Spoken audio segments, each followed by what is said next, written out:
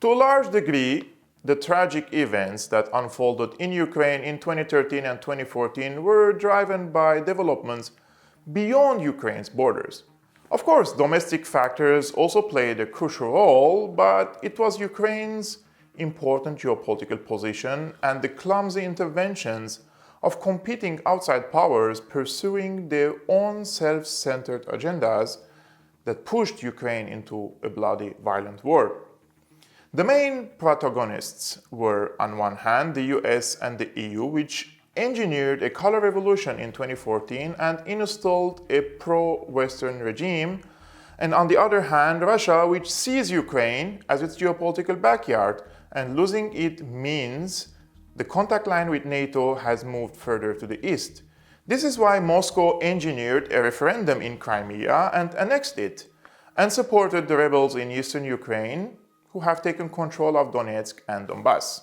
The war in Ukraine has been shelved for some time, especially under President Trump, as the latter was dealing with other geopolitical challenges such as China, North Korea, and the peace talks between some of the Arab countries and Israel.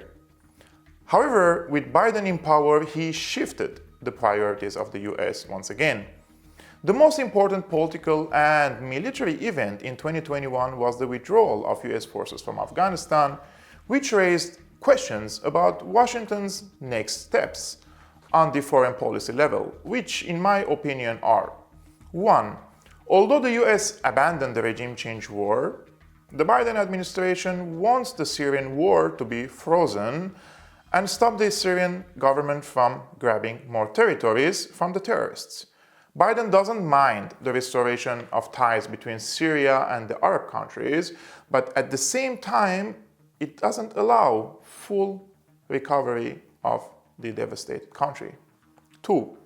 In Iran, the US is interested in striking a nuclear deal with Iran, but this time Washington is looking for a more comprehensive deal that includes Tehran's missile program and its role in the region. There is no doubt that Iran is also interested in striking a deal, but will it accept to compromise on its missile program and decrease its involvement in countries such as Syria, Iraq, Yemen, Lebanon, and Palestine? I doubt it, especially after the unilateral withdrawal of the US from the nuclear deal under President Trump, but time will tell. 3. As is the case of Ukraine, where the US wants to block the access of Russia to Ukraine and by default to Eurasia, Washington wants to block Beijing's access to the East and South China Seas and by default to international waters. Since the dawn of the modern age, control of the seas has been central to global politics. Therefore, Taiwan has become an important geopolitical topic for the US, and hence, we heard calls for a referendum in Taiwan, which means independence from China, and calls for sending representatives of Taiwan to international bodies, although the latter doesn't have independent entity status and it is not recognized as an independent country. 4. In order to put the current crisis in Ukraine in perspective, I would like to refer to a very interesting book that I'm sure most of you are aware of, which is The Grand Chessboard, written in 1998 by President Carter's National Security Advisor, Brzezinski. In his book, Brzezinski argued that the US had to take control of a number of strategic countries, including Ukraine, arguing that the country is a new and important space on the Eurasian chessboard, is a geopolitical pivot because its very existence as an independent country means Russia ceases to be a Eurasian empire. Brzezinski warns against allowing Russia to regain control over the country because by doing so, Russia automatically again regains the wherewithal to become a powerful imperial state spanning Europe and Asia. Similar to the Chinese case, it is quite obvious that the core of the issue in Ukraine is also a struggle of power between two blocs, and each has its own interests with no honest intention to compromise. The US wants to have full control of Ukraine through NATO and kill any chance for Russia to return to the international stage as a superpower, and the latter is determined under Putin in restoring its glory, and Ukraine is the battlefield. Now, for us to have a better understanding of the Taiwan and Ukraine crisis, I want to elaborate on the sea versus land power theory. Philosopher Carl Schmitt described the rise of sea powers through 3 stages. Ancient civilizations first ruled river systems. Rome and Venice then dominated the Mediterranean Sea. Subsequently, powers like Portugal, Holland, and England came to dominate the world's oceans. Sea powers have a specific mindset. They favor openness, global free trade, individualism, and enterprise. The United States is the contemporary heir of the oceanic sea powers.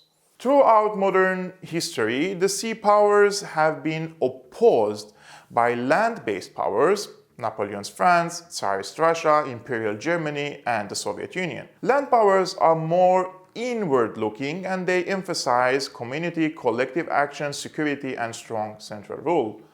After the fall of the previous great land power, the Soviet Union, US-led sea power has dominated the world. Despite its shortcomings, understanding the sea versus land power theory will help us have a better understanding of the core of the conflict between NATO and Russia on one hand and the US and China on the other. So, as Brzezinski told Spiegel in 2015, we are already in a Cold War.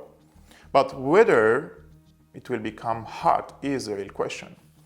And with Russia has set out its demands for sweeping new security arrangements with the West in Eastern Europe, including a request for a written guarantee that NATO will not expand further east, the proposal was met with deaf ears in NATO, as the latter believes Russia is a declining power, and a compromise of this sort will be interpreted as a sign of weakness. Now, what is your take on this? Do you believe Russia will invade Ukraine, as the Western media and experts claim? Is the military conflict inevitable, or diplomacy will prevail in the end? Let me know your opinions in the comment section below. I've been your host, Kevork Almassian of Syriana Analysis. If you're new and you like the content of this channel, please hit the subscribe button and also hit the like. It really helps me with the algorithm of YouTube. And if you want to support Syriana Analysis financially, you can become my patron, link in the description below, and see you next time.